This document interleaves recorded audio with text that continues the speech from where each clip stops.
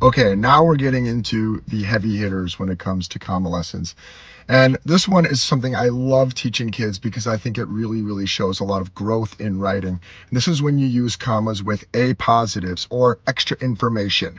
An a positive is a noun or a noun phrase that gives this extra information about another noun in the sentence.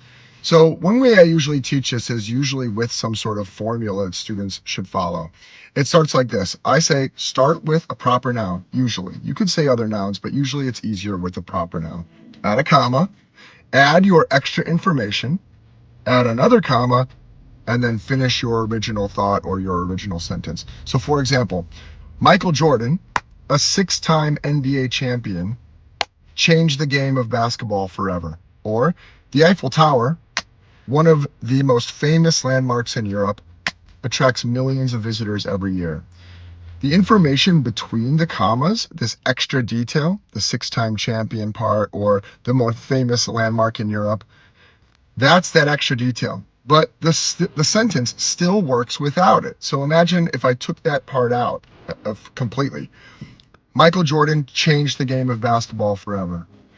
Um, the Eiffel Tower attracts millions of visitors every year. Those sentences still make sense.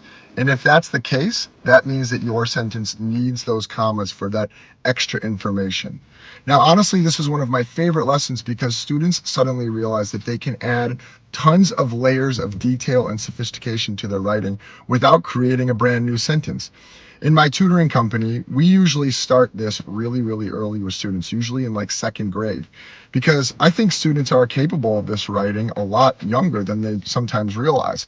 Too often, students don't even use these sentence structures like this because they've never been taught.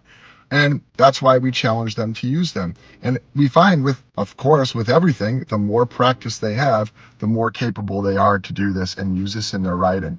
Imagine seeing a third grader writing this creatively and uniquely and accurately in their writing consistently as well. So once students practice this consistently, their writing becomes way more descriptive, way more smooth, and way more mature. Thank you all. Have a good one.